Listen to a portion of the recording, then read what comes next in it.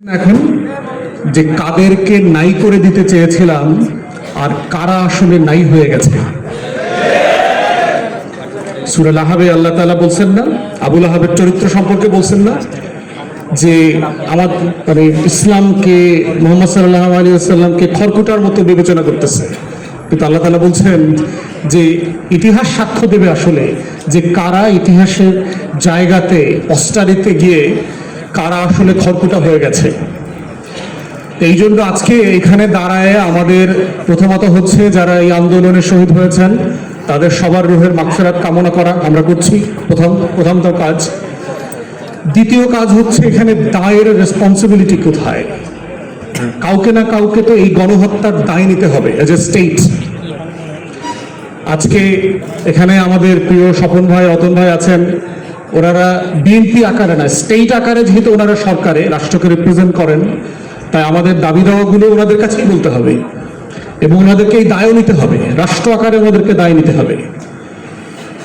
আমরা বারবার গত কয়েক বছর থেকে টানা বলেছি যে এইটার তদন্তের জন্য একটা কংগ্রেশনাল হিয়ারিং এর মডেলে একটা গণশুনানি করা দরকার এবং সেটা দুইভাবে হতে পারে।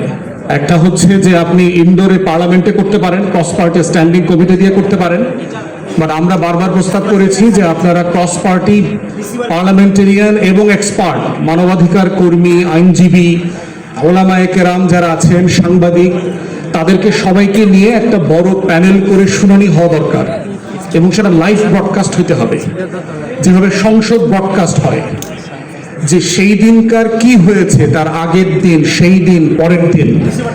এই যে হাজার হাজার লক্ষ লক্ষ ওলামায়ে কেরামরা এসেছেন বিকালে, সন্ধ্যার পর থেকে পুরো রাত জুড়ে এই যে লক্ষ লক্ষ বুলেট মারা হয়েছে, তার আসলে ফলাফলটা কি দাঁড়িয়েছে? নেট বন্ধ করে দিয়ে, টেলিভিশন বন্ধ করে দিয়ে, শাটডাউন করে দিয়ে, ডিশ বন্ধ করে দিয়ে, টোটাল এলাকা খালি করে, বিদ্যুৎ কেটে দিয়ে 1.5-2 লক্ষ বুলেট ছুড়বার যে অভিজ্ঞতা, ওই এলাকাবাসী সেই দিন পাশে ছিলেন, শুনেছেন। আমরা দেশের বাইরে ছিলাম কিন্তু এলাকাবাসীর কাছ থেকে শুনেছি মনে হচ্ছে যে এখানে যুদ্ধ হচ্ছে, ইসরায়েল বোমা মারতেছে গাজার উপরে, সেরকম একটা অবস্থা মনে হচ্ছে চারপাশে। যে এটা যে একটা রাজধানী, এটা শহর, এটা যে মুসলমানের দেশ।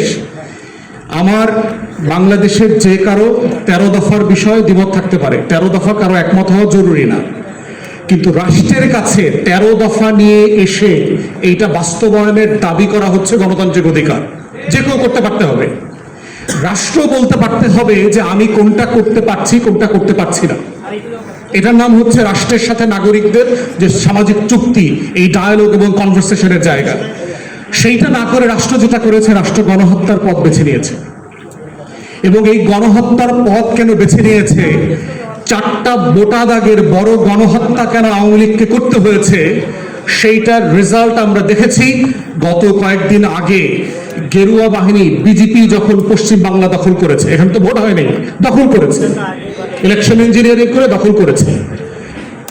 ততএব আজকে এই জায়গাতে এসে আমরা সরকারকে আহ্বান জানাচ্ছি, আপনারা পার্লামেন্টে এবং পার্লামেন্টের বাইরে একটা পাবলিক কমিশন করেন হিয়ারিং এর জন্য, গণশুনানির জন্য। সেইখানে প্রত্যেক মাদ্রাসা থেকে যারা এতিম ছেলে মেয়েদেরকে নিয়ে, বাচ্চাদেরকে নিয়ে ঢাকাতে এসেছিলেন, তারা তাদের গল্পগুলো এসে বলতে পারবে। তাদেরকে কাঁদতে দেন, জনগণের কাছে, মানুষের কাছে কাঁদতে দেন যে সেদিন তারা আসলে কি দেখেছে, তারা কত রক্ত দেখেছে, সেদিন কত হাজার স্যান্ডেল দেখেছে। ডাস্টবিন ক্লিন করে সিটি কর্পোরেশন একজনের কর্মকর্তা আমাকে বলেছে, আমার জীবনে আমি এত রক্ত যেমন দেখি নাই, এত স্যান্ডেলও দেখি নাই। কি পরিমাণ জিনিস সেখান থেকে ক্লিয়ার করতে হয়েছে গত কয়েক ঘন্টার ভিতরে। আমাদের সিটি কর্পোরেশন গুলো যদি প্রত্যেক দিন এত প্রফেশনাল হইতো ময়লা আবর্জনা পরিষ্কার করতে, তাহলে Dhaka should have been the finest cleanest city in the world. সেই আবর্জনা পরিষ্কার করবার দায় রাষ্ট্র এই সিটি কর্পোরেশন নেয় না, কিন্তু শহীদদের রক্ত পরিষ্কার করবার দায় অল্প কয়েকটা ঘন্টার মধ্যে তারা নিয়েছে। এবং যারা করেছেন সিটি কর্পোরেশনের সেই কর্মকর্তারা সোনার বাংলায় এখনো আছেন। গণতদন্ত কমিশন করেন, কারা কারা সেদিন দায়িত্ব পালন করেছেন। 7,500 আইন শৃঙ্খলা বাহিনীর সদস্য, পুলিশ, র্যাব, আর্ম ফোর্সেস এজেন্সির লোকজন কাজ করেছে এবং প্রত্যেকটা ফোর্সের মেম্বারদের লগ বুক আছে, কারা সেদিন ডিউটি করেছেন। আপনি সেগুলো কল করেন, কমান্ডিং অফিসারদেরকে ডাকেন, কারা কারা দেশে আছে, কারা কারা এখনো পালায় নাই। আমার নিঃসন্দেহে দেখবেন বর্তমান সরকারের কাপড়ের নিচে অনেক পলাতক গণহত্যার আসামিদেরকে খুঁজে পাওয়া যাবে। অতএব বিচার করতেই হবে জাতির, ফর ন্যাশনাল পস্টারিটি। ইনসাফ এমন একটা লড়াই, যদি আমরা বারবার এটাকে ডিসপেন্স করতে ব্যর্থ হই, তাহলে যেটা করবে প্রত্যেকটা জুলুম আর একটা জুলুমের জন্ম দিয়ে যাবে, আর একটা লড়াইকে আপনাদেরকে মোকাবেলা করতে হবে।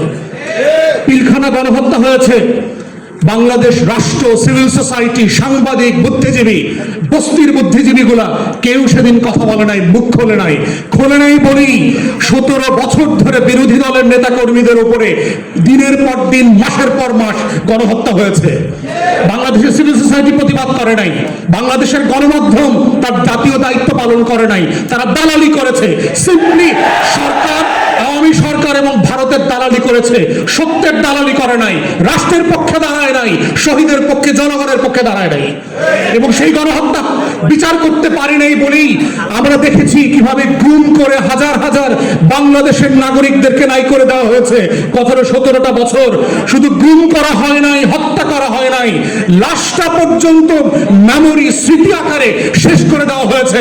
হাজার হাজার পরিবার জানে না কোন দিন মৃত্যু দিবস, দোয়াটা কোন দিন পড়বে, এই মেমোরি পর্যন্ত, এই স্মৃতি পর্যন্ত নাই বাংলাদেশে। বিচার হয় নাই বলেই 24-এ আরো 1400 শহীদকে জীবন দিতে হয়েছে।